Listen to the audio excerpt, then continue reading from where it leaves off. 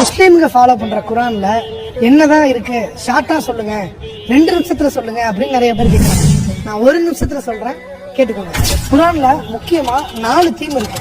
First, நம்மளை படைச்சது யாரு, படைக்காதது யாரு அப்படிங்கறத பத்தி பேசுது. 2வது, வாழ்க்கையோட நோக்கம் என்ன அப்படிங்கறத பத்தி பேசுது. முழு வாழ்க்கையும் இறை வணக்கமா இருக்கணும் அப்படின்னு குரான் சொல்லுது.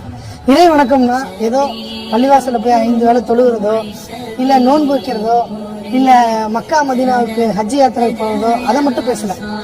பாதையில இடையூறா இருக்கிற கல்லை ஒதுக்கிறது கூட, ஒருத்தரை பார்த்து சிரிக்கிறது கூட, கஷ்டத்துல இருக்கிற ஒருத்தருக்கு ஆறுதல் சொல்றது கூட, பசியில இருக்கிற ஒருத்தருக்கு உணவு கொடுக்கறது கூட இறை வணக்கமா தான் குரான் சொல்லுது. 3வது, ஒரு மனுஷன் தனிநபர் வாழ்க்கையில, பொது வாழ்க்கையில எதை செய்யணும் செய்யக்கூடாது அப்படிங்கறத பத்தியும் குரான் டீட்டெயிலா நமக்கு கத்து தரும். அரசியல், பொருளாதாரம், குடும்பவியல், சமூகவியல், சமூக சீர்திருத்தம், இது மாதிரி எல்லா ஃபீல்டுக்கும் ஒரு மனுஷன் எப்படி இருக்கணும் இருக்கக்கூடாது அப்படிங்கிற கைடன்ஸ் கொடுக்குது.